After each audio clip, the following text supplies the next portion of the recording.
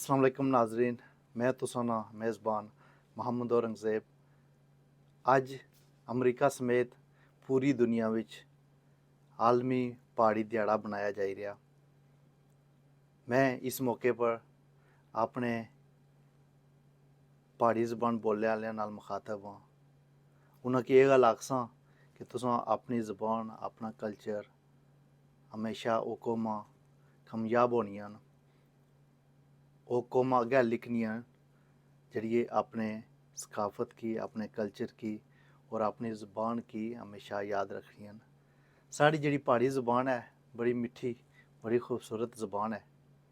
तो नाजरीन, जेह्ड़े भी तुसां जम्मू विच रहने हो, आज़ाद कश्मीर ने मुख्तलिफ इलाकें विच रहने हो, कश्मीर विच रहने हो, जेह्ड़े भी तुसां दुनिया ने किसै मुल्कै विच भी रहने हो, तुसां शायर हो, तुसां अदीब हो, तुसां सियासतदान हो, तुसां आम लोग हो, तुसां तालिब इलम हो, तुसां जेह्ड़े भी प्हाड़ी ज़बान बोलने हो, सोहनी ते मिट्ठी ज़बान बोलने हो, तुसां इस 14 अप्रैल हर साल एह् ध्याड़ा बड़ी खुशी नाल मनाया करो। इक कौमानी जिंदा दिली है जे ओह् इस ज़बान की, इस मिट्ठी सोहनी ज़बान की प्रमोट करन और हर जगह तुसां लिटरेचर विच हर जगह तुसां इस ज़बान की प्रमोट करो। मैं ये गल्ल समझना कि हर ज़बान की अपनी अपनी तासीर है, लेकिन यह जी प्हाड़ी ज़बान है आसानी जी सोहनी तो सुच्ची ज़बान है, इसना अपना मज़ा है। ये तुसां सारियां ज़बानां बोली ते तक्की किन्नियां होसन, स्पैशली जेह्ड़े तुसां बंदे सारे बाहर रहने हो, बाहरले मुल्कां विच रहने हो, ये ज़बान तुसां की बड़ी मिट्ठी लगनी है। और इस ज़बान में जिसलै कोई बंदा गल्ल करना तो दिल करना कि उसने कोल जाऊं, उसनियां गल्लां बुझां। ते मैं अज इस मौके पर जेह्ड़ा आलमी प्हाड़ी दिहाड़ा मनाया जाना है और इंशाल्लाह हर साल इसकी ज़्यादा तो ज़्यादा प्रमोट करसन बंदे, ज़्यादा इस दिहाड़े की मनासन।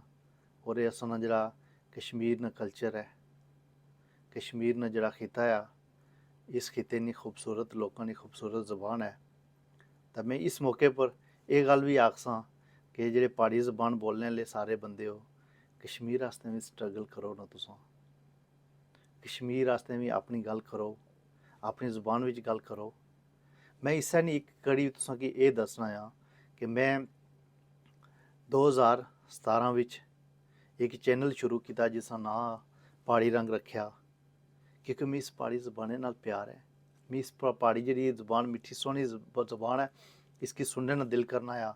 बेशुमार लोकां की मैं इस ज़बानै विच गल्ल करने सुनेआ आ। मीरपुर विच रेडियो, उत्थै सारे असने दोस्त जितने न ओह् प्हाड़ी विच गल्ल करने न। और बेशुमार इंग्लैंड असने बंदे बैठे ओह् प्हाड़ी विच गल्ल करने ते बहुत चंगा लगना आ। और एह् कश्मीरियन दी जेह्ड़ी ज़बान है, एह् जेह्ड़ी असां प्हाड़ी लोकां दी ज़बान है, असां इस पर फख्र है। और एह् सारे अज नौजवान नस्ल जेह्ड़े उर्दू ते इंग्लिश बोलने न, ओह् भी बोलनी चाहिदी है, कोई ज़बान भी भैड़ी नहीं होनी, लेकिन एह् अपने बच्चें तोड़ी प्रमोट करो, अपने लोकां तोड़ी प्रमोट करो और कोशिश करेआ करो जी इस्सै ज़बानै विच तुसां जिसलै अपने बंदे नाल गल्ल करने हो ते इस्सै ज़बानै विच गल्ल करो। मैं अज इस मौके पर जेह्ड़े प्हाड़ी ज़बान ने ड्रामे न, प्हाड़ी ज़बान ने शायर ए, बाकी प्हाड़ी ज़बान विच कोई भी लिटरेचर है, कोई कुछ है, उसकी असां अज एह् तैयार करी किनो कि असां इसी अग्गें फैलाना है।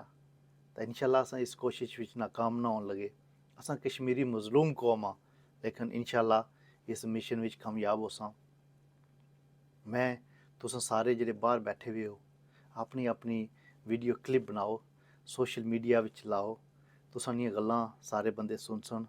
ते जेह्ड़े उत्थै बैठे हुए न, जेह्ड़े कश्मीर विच बैठे हुए न या दुनिया ने कुसै जगह भी बैठे न, सारें की अपील है कि इस प्हाड़ी ज़बान दी प्रमोशन आस्तै तुसां इक क्लिप बनाई अपनी ज़बान विच ते एह् सोशल मीडिया विच भी लाओ, ताकि एह् लोग बुझन, मिट्ठियां गल्लां ते सोहनियां गल्लां बुझन। खिता पटवार दी जेह्ड़ी ज़बान है, इसकी लोग इंजाय करन और ये तुसां दियां गल्लां सारे ये मिट्ठी जबान बुझन। तो मैं इस मौके पर जेह्ड़े अमरीका विच बसने न, जेह्ड़े असां ने एह् जबान बोलने आह्ले, इंग्लैंड विच बसने न, बाकी मुल्कां विच बसने न, सभां कि मैं एह् आलमी दिहाड़े दे मौके पर इखराज तहसीन पेश करना। और मैं ये समझना कि एह् असां दी जेह्ड़ी जबान है इसकी असां इंशाअल्लाह प्रमोट भी करसां। इसने विच जेह्ड़ियां जेह्ड़ियां अच्छियां गल्लां न ओह् भी गल्ल करसां। ते तुसां सारे दोस्तां की भी रिक्वेस्ट है कि एह् आलमी दिहाड़ा जेह्ड़ा प्हाड़ी दिहाड़ा आ इसकी हमेशा याद रखो। अज 14 अप्रैल है, 14 अप्रैल जेह्ड़ा आ इस विच मुख्तलिफ प्रोग्राम करो, जिस तरह टीवी प्रोग्राम काफ़ी सारे होने न और बाकी जेह्ड़े न ओह् इसकी इंटरनेशनल लेवल उप्पर मनाया जाना आ।